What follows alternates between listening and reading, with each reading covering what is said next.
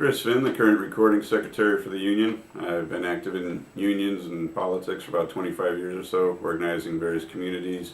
I've been in this union for 17 years, working picket captain, strike captain, various committees, working to inform the membership. In the last negotiations in 2009, I thought there were some things we could do as far as improving communication, both internally, getting stuff to our membership, and externally, getting our message out to the public. And obviously in this last round of negotiations, I think everybody's learned an enormous amount, so we've got the experience we've gained in that. I think there are a number of things that we could have done better. Some of us were very focused on preparing for negotiations this time around, but there was a lot that could have been done better. So we're still a little bit behind the game as far as public relations. There were some internal issues which discouraged some members from participating. I think we could work better as a team to get rid of the infighting, have more members encouraged, attending meetings, finding out what's going on, and move forward with preparing for negotiations. This current round of negotiations, Bart was not happy with the contract we got, so I'm sure they're going to come at us next time trying to get some of what they're not happy about. So we need to focus on what we learned from this time, focus on what worked, but also addressing the things that didn't work.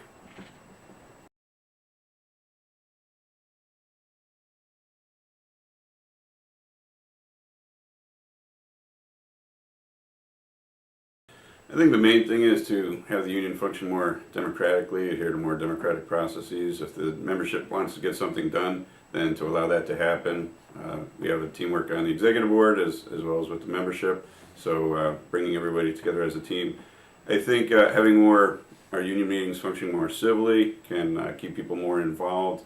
They won't be so discouraged, but once you get people more involved, I think we can make better use of our committees, we can make better use of our stewards, so that our members are more involved in the process. You get the members more involved, they see firsthand what's going on, they can communicate that to other members, so that more people feel like they know what's going on, more people feel like they're empowered. It's not so mysterious about what's going on. Other than that, I think a lot of what I've been doing in the past is getting out there, doing the newsletter, getting out every month, talking to the members out in the field. I think more executive board members should do that, so I'd like to see that happen more. But essentially that, and the infighting that's going on, have more democratic processes, get more communication going out to the members, but then bring the members actually into the process so they see for themselves what's going on.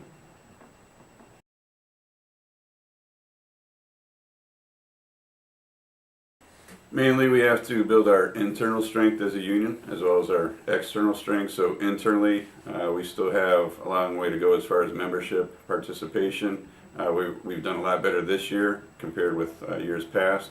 We've got a lot of new members I think have stepped up to the plate. We've been pretty successful in getting them up to date with what's going on, informed and participating. But there's still a long way to go as far as getting people feeling like they're informed, feeling like they know what's going on, feel like they can participate, feeling like their voice is going to be heard.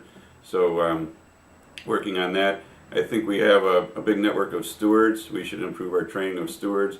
Our stewards could function as people that are out there in the field, letting people have a good two-way communication, a link between the union hall, the executive board, and the members out in the field. We need to get our communication up and running. I think we did a good job with the newsletter this time, but there needs to be more regular bulletins going out, letting people know what's going on. Maybe we could make better use of the union website. I know we've got Facebook and Twitter and things like that. I think some of the things that we use, the town hall calls, are good tools, but hopefully we could use those more productively. So getting our communication up and running, doing a lot more training, so we've got a number of people that feel like they can step up to the plate, they've got the training necessary. I know a lot of people, we've got a lot of good people that could be stewards, but they're feeling like maybe they don't have the experience or the skills. So other than that, building our external strength, I think we've done some good groundwork, laying connections with other unions and other community allies, so we need to build on that. But a lot of this is also the board of directors. So next year we've got 4 members up from the board of directors for election. 2 years after that we've got the other 5 up for election. So right now the labor councils are already realizing how important the board of directors race is. So I think getting consensus from the other unions, which candidates we want, not just waiting for candidates to step up, but us going out and recruiting some people. So we've done some work as far as that goes. but getting the other unions on board with this is our one choice that we can unite behind as far as getting somebody on the BART Board of Directors. So setting that up, but mainly building our internal and external strength. So after that, once we're stronger than the politicians, they go which way the wind blows. I think the ridership, we can do a lot with building our alliances out there.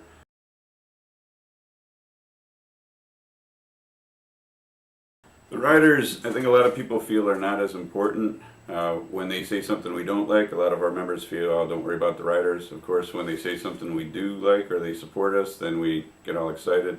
So I think the riders are important for a couple of main reasons. One, the way it affects our morale, and the other, the way it affects the board of directors and the politicians.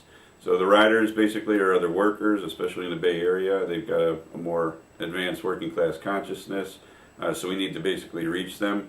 They're also voters.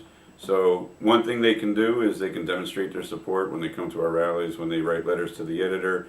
If we get our message to them, they can speak out on our behalf. So those are all important things that both we hear and the politicians hear, the policymakers hear. But the other thing is that they're voters. So with the Board of Directors elections coming up in 2014 and 2016, as voters, getting our message out to them, that puts the Board of Directors on notice, but it also gets them out of there, the ones we don't want in there, and it gets the ones that we choose in there. So those are the main important things.